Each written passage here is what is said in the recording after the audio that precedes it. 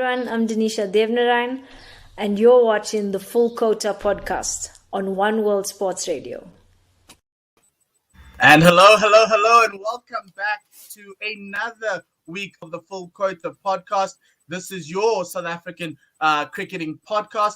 And this week we have a very, very special guest, and we'll introduce him to you later on. But I'm joined by Tim. Tim, how are you doing? How's the cricketing world going? Is Aiden Markham batting already? I can tell you that Aiden Markham did not open the batting. Very strangely, but he didn't open. But otherwise, I'm good. Yeah, I'm good. Okay, cool.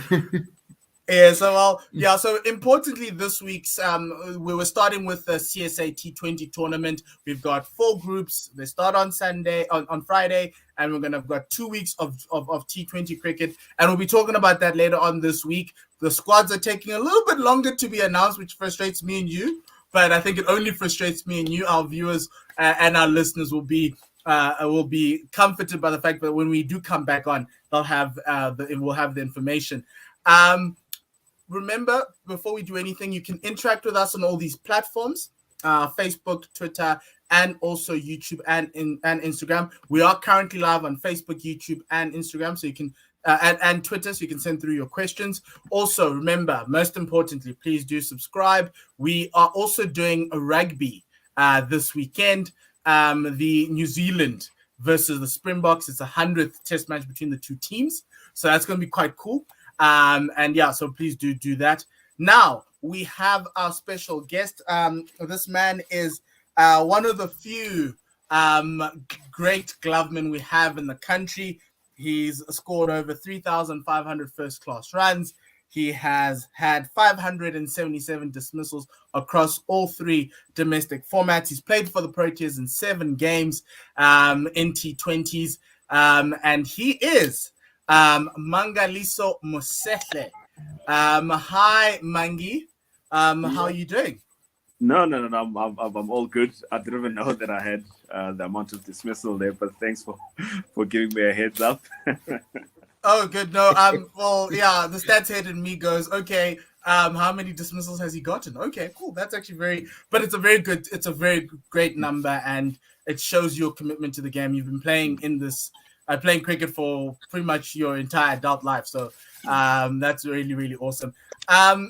Mangi, obviously we're going to have a chat with you. So thank you for joining us. I think for me, the first question is to ask you, how did you get into the game of cricket? I ask all our guests this question. Very fascinating stories that come out of there. So I grew up in a little township called Duduza in the East Rand. So that's where I was born and bred. And I always used to follow my older brother because he's a massive football fan. So I always used to follow him to training when I was young. And I joined his club for a bit. I think I was like 7 or 8 or so. And I used to watch a lot of test cricket with my uncle, because that's what he did. He used to always ask me to go buy bread or go buy sparkler and stuff like that and sit next to him and we watch cricket the whole day. And so I didn't really know much about it, but I'll just sit with him and we'd watch the game. And they introduced Baker's mini cricket then at the primary school that I used to go to in Takharam Primary School. And I played the game for the first time and I fell in love with the game and here we are. Okay, so I'm a township boy myself, Fort Lawrence in the East as well. So that's actually very, it's actually quite fascinating to have someone speak about Baker's mini cricket because it was a staple of our township lives. Mm-hmm. Yeah, no, definitely. And I think what also got me interested where we used to get free biscuits as well, so I was like, let me try that. And I just got dropped into the game and I didn't know that I'll be fortunate enough to actually become a professional cricketer, Mm-hmm. I think maybe Mpho, you could tell us those. I think it might have been Sarah that said he also did the Baker's thing for the biscuits, and then the cricket bag got him, but it started with the biscuits. Yeah. I have read elsewhere, Maggie, that when you started to play cricket, you weren't doing wicket-keeping. It took a while for you to get into the wicket-keeping side of things. So what were you when you started? Well, I mean, my favorite player was always Jack Callis, so I bowled a bit. And I think when I got to grade 5, we got a bursary to go to Mpumalanga. You know, it was a bunch of us that came from Duduza, mostly the East Rand. And we had a fantastic guy that actually taught me how to keep, well, two gentlemen. Because how my bowling career ended, I think I bowled 8 wides in 1 over. And but it's because I swung the ball too much. That's what happened. You know, I used to swing the ball too much. That's what happened. And, as always, that's what we tell ourselves. That's how all our bowling careers go to die. Yeah, and my coach was like, no, because we never had like a specialized wicketkeeper at the time. We used to take turns, and I kept in a 6-a-side game. There was a great gentleman called Solichote who passed away, and he was like, since we don't have a wicketkeeper, why don't you try wicket keeping? And I had a guy who was our coach at the time, Rusty Twala, who literally taught me most of the stuff that I know about keeping. And that's how I started keeping, you know. And I think probably stopping bowling was probably like the best thing I could have done for myself, you know. So I don't think I would have made it with that pace that I used to bowl, you know. Oh, that's actually quite interesting, because that's how I got into the game as a bowler, and then I realized that no, it's not going to happen. So I went to go try other sports because it is what it is. Still love cricket, but I was like, you know what? It's fine. It's okay. Yeah, it's okay. We'll leave it to the pros like you. And so Mangi, obviously growing up, you went through the different levels, got to SA under 19. When did you realize that actually you could make money out of this? Because I know a lot of black boys in the townships could all play sport, but there's a point where you're like, actually, maybe accounting or maybe something else. Yeah. I mean, it's a very strange story, because Ray Jennings used to coach Easterns back in the day.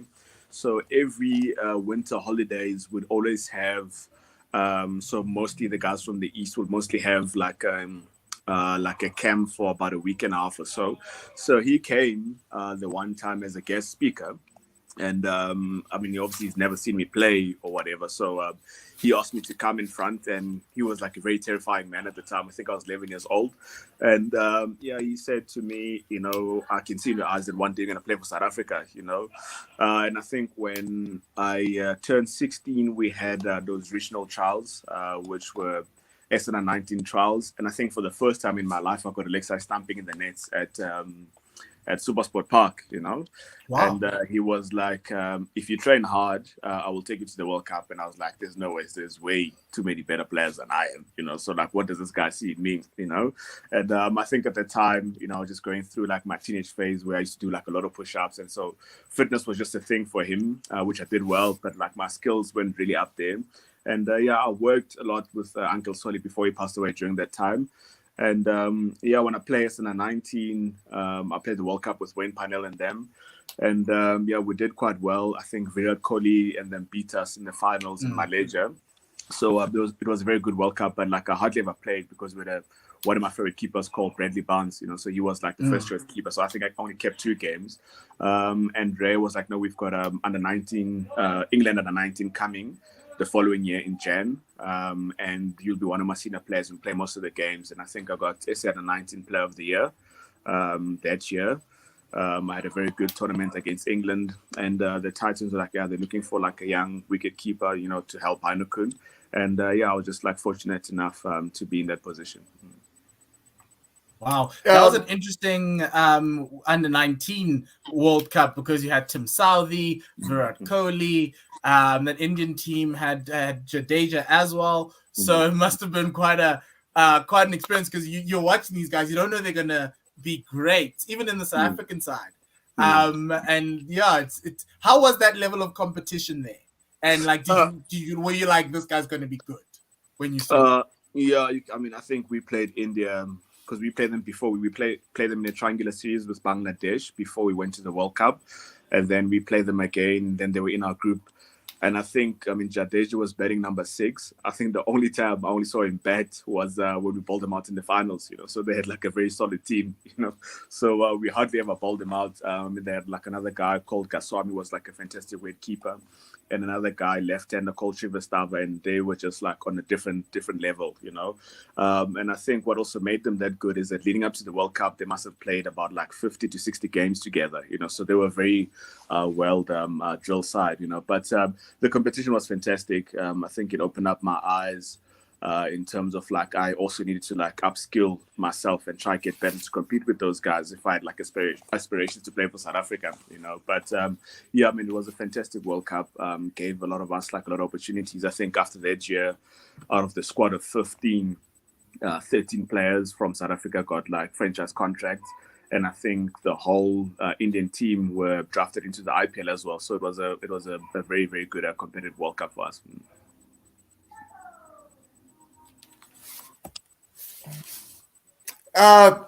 Yeah, it's fascinating. Fascinating. You look back at those sorts of names, where they are now.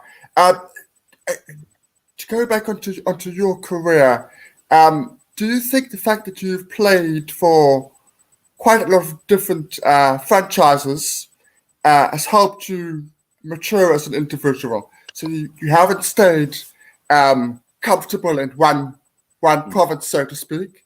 You have moved around. You've gone to the Lions, you've gone to the Dolphins, you've gone to the Cobras, now at the Knights. Do you think that's helped you having a different? Yeah. So I think with different coaches and different players, it has definitely improved my game, and working with different people, it certainly has. I mean, I wouldn't trade it for anything else. The fact that I've had like those opportunities, because it's not often that like people do get so many opportunities to actually like do that in sports. But the downside to that is that like with sports, there's so much instability, especially like if you're moving around, as also, I'm not saying that I'm old, but like I've obviously played for a number of years, and at some point as a cricket player or human being, you want some sort of stability, where you can like settle and be at one place for a long period of time. But so I wouldn't trade like the experiences that I've had, but in terms of like just stability, it was quite tough to move around like a lot like that. Yeah. Speaking on that, it feels, especially with this year, because I think this is the 1 year where there's been a lot of movement, and largely because of the additional two sides playing in the first division. From a player perspective, we spoke about the stability, but how was this off-season period, this free agency period, and how hard it is on the player? Because obviously we as media people only get the team sheet finally. We don't, but there's a few rumors flying around, but we just get that, but we don't see the angst, the drama. How do you as a player navigate that, especially in this year? Yeah. Like as I said, I mean, I think I'm playing my 12th or 13th season now.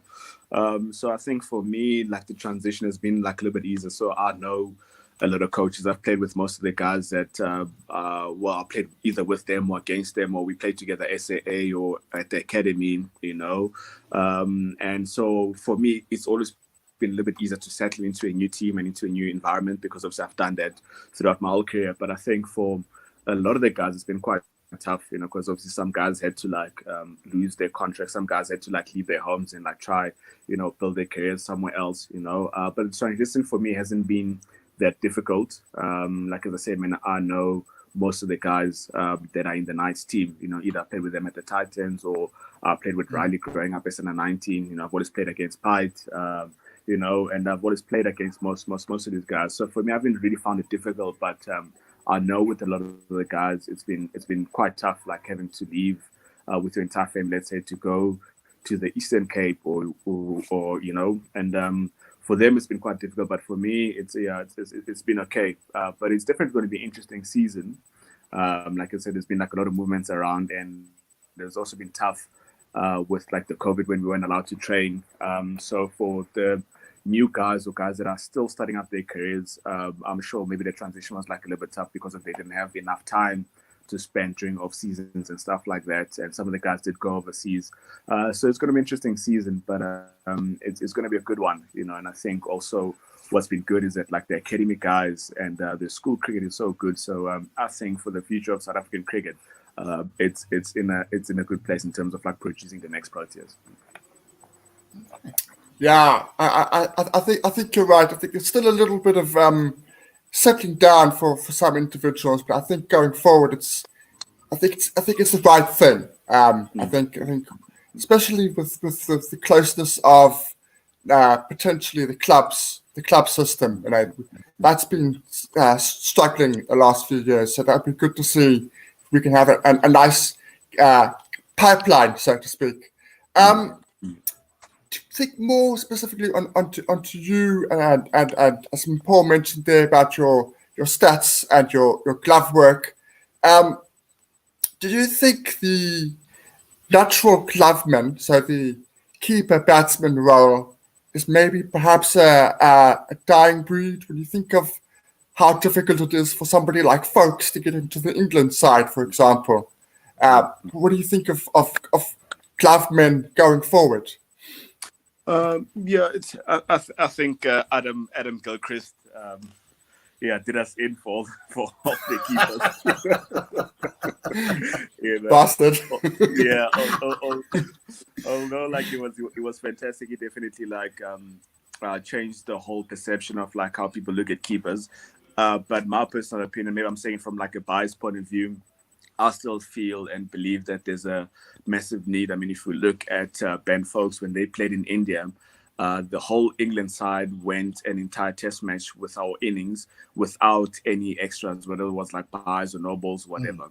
And he took like amazing stumpings that changed the whole game, So I still think, especially in the longer format, there's still like a massive need for specialist keepers, because that can change the whole role of like a test match or test series if it's like a good stumping or good catch, and I think also the way I viewed keeping changed when I went to England. Like in England, there's a massive emphasis on wicket keeping. There was a guy called Bruce French who was a wicket keeping coach.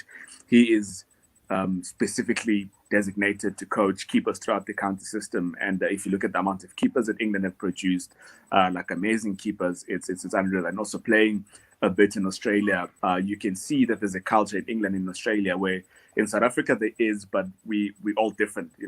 I keep differently to Quentin.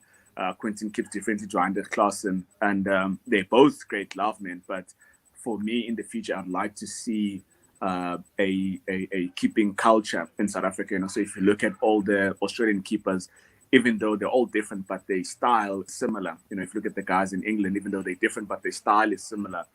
They've got some sort of like identity. Where in South Africa, we've got like amazing keepers, but there's not a lot of emphasis on wicket keeping, So I'm maybe saying from like a biased point of view, but I still feel there's a massive place for keepers that can bat. And I think for coaches also, it mustn't be a lazy way of thinking of picking someone who can do the job half decently and leaving out a keeper, So why can't the coach try help the keeper to get better in his batting if it has to come to that, if that makes sense. Speaking about that, and I know you've mentioned a few names, but are there any other guys who mentored you into keeping? I know you said you came into the Titan side under Heino Kuhn. Were there any other players that helped you along the journey to become the wicketkeeper that you are? Definitely Ray played a massive role, especially after my under 19 years. I mean, he's basically my mentor, so we're still in contact. So he was really good. I mean, when I went to England, I was fortunate enough to chat with Nick Pothers and James Foster, which are the guys that I've always looked up to, just to bounce out ideas. But I also do like a lot of like reading. I do a lot of research. I look at different people and try, mold my technique or try to get new ideas. But I think with wicket keeping, if you want to get better, you're going to have to love the job, because it's a thankless job. When you drop a catch, nobody can relate on the field. If you go for 15, at least you've got another bowler that you can chat to about.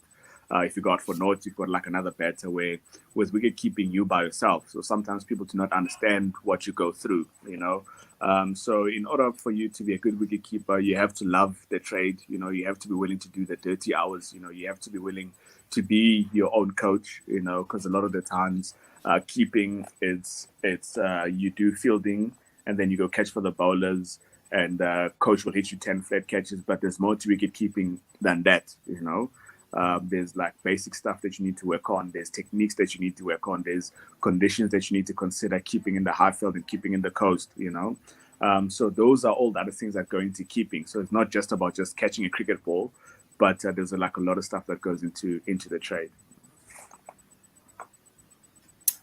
The other thing that we've been asking a lot of the former players before you, from Berg and Sarah, is they often spoke about the importance of playing overseas and how that helped them.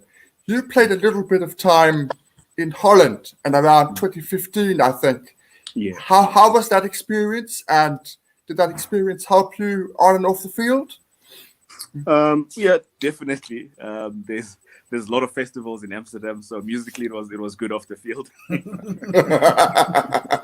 Yeah, we know those festivals. We love them too.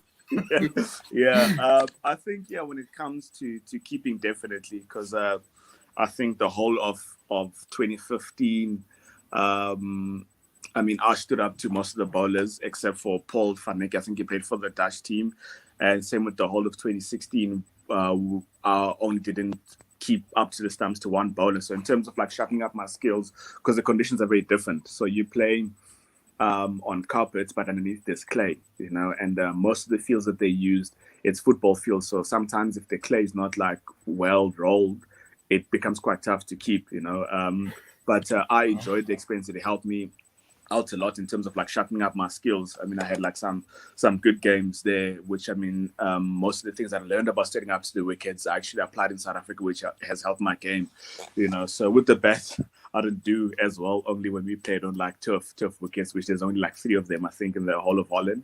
But yeah, I enjoyed that. And I think also what I enjoyed was because I coached a bit, and what I found with coaching, it has also helped my game in a way, because I coached like a lot of keepers from different clubs. I coached at the club a bit, and I never knew that I would enjoy that side of the game. But I think as someone who was getting old into the game, I'm also able to help out my teammates. I'm also able to like identify certain things that are wrong with my game or my technique. And I could only learn that like through playing and coaching in Holland, because there you have to figure out your own stuff. You literally the player coach, and if a team gets 200 as an overseas pro, you're supposed to get 150 of those runs, So those are the things that you learn as you go. So if I had to advise like a lot of young guys, if you want to learn and figure out your own game, probably going overseas, it's a good thing. That's actually very important words, Mangi. One thing I'd like to ask, I think, is a little bit more happier moment. When you made 7 appearances for the Proteas. How was that experience, and how was it when you got the final call up? How what happened, and like just take us through those emotions. Yeah, because obviously I played that. There was also sort of like a feeling, and I played that Springboks and Proteas game in Cape Town. So I think the idea there was just to help me like get used to like the environment and like be familiar with the guys. And we loved your stare down with Trevor. That was the best thing.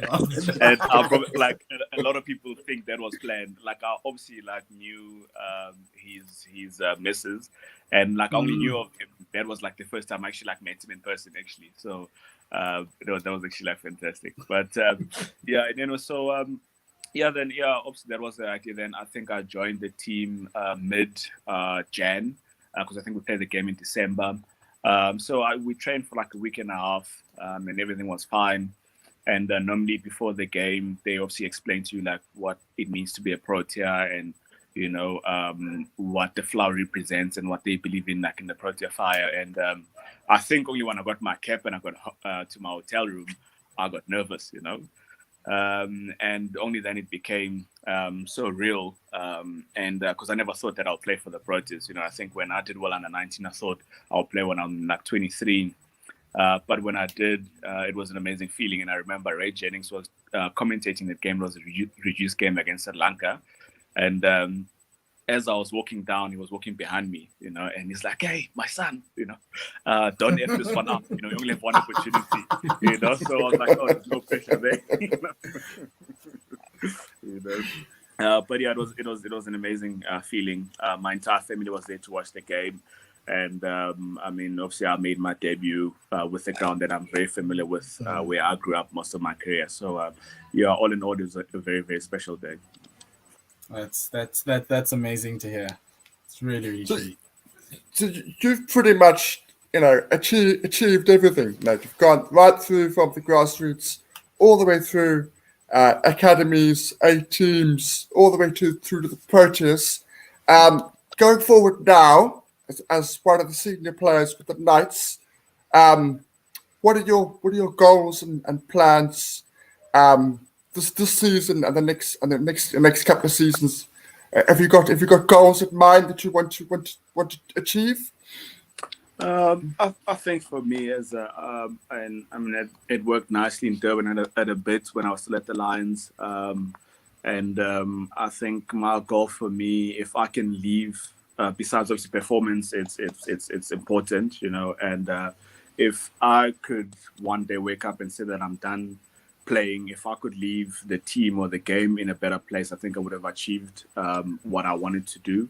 I think that's very important, just to teach the guys the culture of the game and what the game is about. And I think a lot of the things that we don't speak about with sportsmen, which I take like a lot of interest in, is actually how do you find the balance, or how do you tell the difference between separating yourself from Mangi, the cricket player, and Mangi, like the friend who is outside the game. And I think a lot of the time the sports people, and we only realize that later in our lives, is that, you're first a human being and your identity is not tied in cricket, because cricket is performance based, where a lot of the times when I have a bad game, it means that I'm a bad person. And if I have a good game, it means I'm a good person. So there's so much instability there, so if I can help the youngsters with my experiences, because I've experienced that.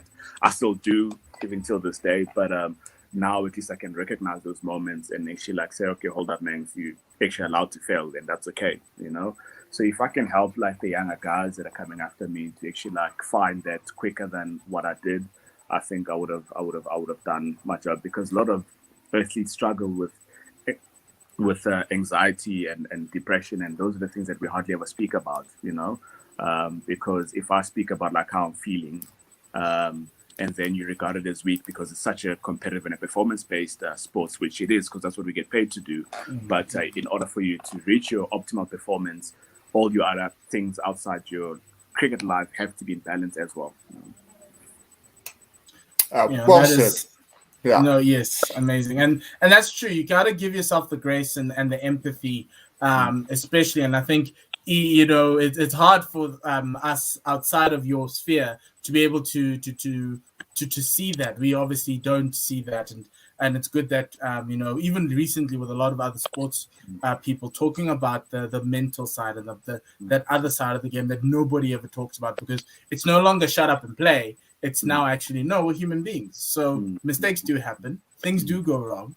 And, we need to have the empathy. And fans, too, need to have the grace and the empathy to allow people to go through this, because it is a job. We are getting paid, but we are human, too. And I think that's a really good message there from you, Mangi.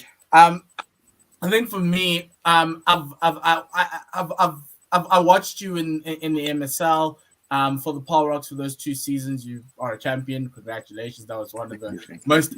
That final was one of the most incredible victories I've ever seen in terms of like spin. But how was that experience being in franchise T20 tournament? Even though yes, it was a little bit small and unknown, but it was still pretty good quality cricket. Yeah, I mean there was like a lot of good reviews from the guys that obviously came from overseas. I mean, Dan Christian also mentioned that, like, I mean, this is as good as it can get in terms of like the tournaments, that he's actually ever played in, So it was actually quite good to hear from someone who's played around the world with T20 competitions and stuff like that, who's a fantastic all-rounder, But I think the last the 2 years that I've played, it was an unbelievable experience. But I think what we did well as a team is we understood like what we represented. Obviously, it was only for about a month and a bit, but we understood that we represented the community. We represented PAL. So our identity was based on what the people of Paarl needed, So we knew that we had to get like their buy-in, and once we got their buy-in, they always like came and supported us 100% every single home game that we played. And I think also the way the team was picked, it was like a bunch of good guys, like good human beings, journeymen, guys that are not necessarily the most flamboyant cricket players, but guys that knew how to find ways to win. We knew how to like win in tough situations. So I don't know if that was the plan behind picking the team with Faf and Adrian Burrell, but if I look at our team, it wasn't like superstars, but it was good human beings that knew how to win in tough situations, and I think that was part of our success. And it kind of worked out because obviously that Paarl track was a little bit slower, and you strangled the teams a lot with that, and it obviously must have been great for your wicket keeping because obviously you don't get tracks like that often in South Africa. No, definitely, and I think the plan when we trained was that we're going to run well between the wickets, better than the other team, and we've got two fantastic spinners that we had in Shemo and Beyond Fortain, we had Faf, who was like in fantastic form, Cohen Mangru, who was amazing, Udana, who was like fantastic for us, so at some point during the tournament, everybody chipped in and played an inning that could change the game, so it wasn't one person that was performing all the time. And I think we knew that if I don't get the job done, it's going to be hard for the next guy, so whoever was on form for the day, whether with bowling or batting, they needed to get the team over the line. I think that's what we did very well. So at some point, everyone in the squad actually contributed. Sibs played a fantastic knock. His first game in Joburg, we got like 50 not out, when we were in trouble to win us the game, to keep us in the competition. So that was very good. Going forward, you're going to be coming up against Adrian Burrell because he's now settled in at Paarl with the Rocks. Yeah, with the Rocks. It's going to be quite cool. I've always enjoyed Burrells. I think the only issue now is that like I cannot speak Xhosa with anyone else because he understands the language, so I might have to speak Sotho with my teammates or something. And I think that's the thing. I think from my end, Mangi, I've just got one last question, and it goes to the future. What are your plans post cricket in the future? Are you going to be in around the game, or do you have plans outside the game? So I've been thinking about that the last 2 years. Like as I said, I've been enrolled in a course called mentorship in psychology, so I enjoy that side of the game.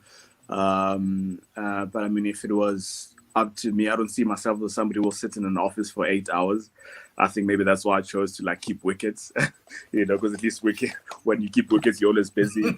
I enjoyed coaching. I coached a bit as a consultant in Durban at one of the schools. And obviously, they just asked me to consult now with the wicket keepers here in the Free State. So I enjoy that field. In an ideal world, I'd love to be a Bruce French of South Africa or Brad Haddon of Australia, where you consult with most of the keepers. Like I'd like to build a culture like that to see if we can bring back the art of wicket keeping again. So I'm very passionate about that. So I would love to be involved in that. That's just my train of thinking at the moment. Okay. I'm surprised you don't add DJ there. I see you DJ on Instagram every now and then. We can keep in consultant /DJ. Yeah, we can put. Yes, it's a day job and a night job. You just don't sleep, Mangi. No, but seriously, the last one for me is what's it like working with Alec Donald? Alec Donald has had international experience with proteas, with England.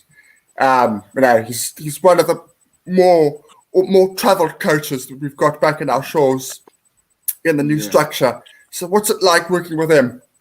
Obviously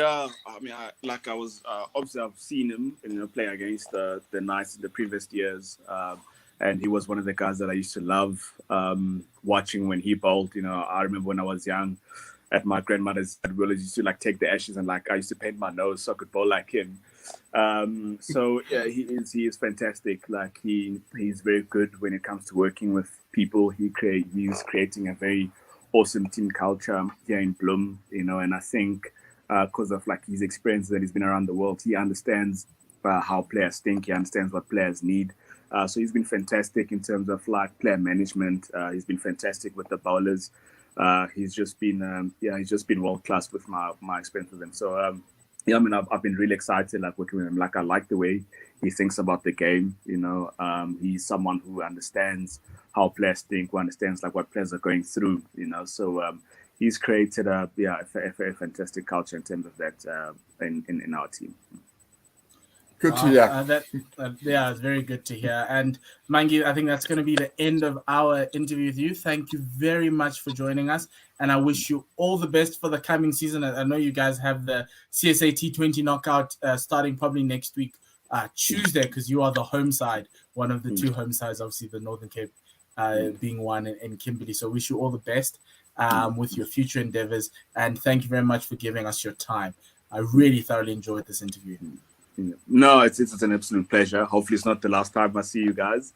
So thank you very much. It's an absolute honor and a privilege to chat with you guys. Thank you very much again. Thanks Mangi. Thank you very much. Okay. Cheers. What an interview, Tim. You just keep on outdoing yourself, bringing on guys who are just truly, truly, truly amazing. Wish him all the best. So Tim, let's talk about what happens this week. So we'll be back on Thursday, round about our normal time, 4:30, to discuss the start. Finally, we're here. The start of the new domestic season, and it starts with a massive, massive game on Friday morning at 10 a.m. It's Western Province against the Lions. So it's just me and you again, my man. Against each other. Yeah. What's the Province all the way, bro? Province all the way. No ways.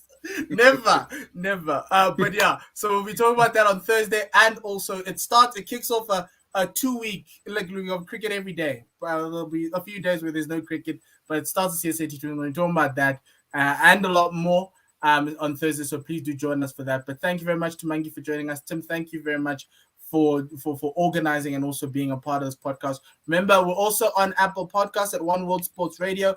We are also on Spotify and Anchor at One World Sports Radio. So if you type in One World Sports Radio, you will find us. If you're an audio person like myself, I'm an audio person, but we do an audio visual medium.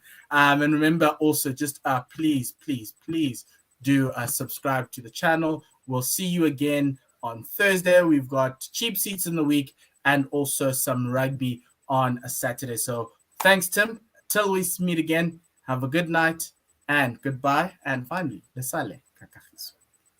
Good night.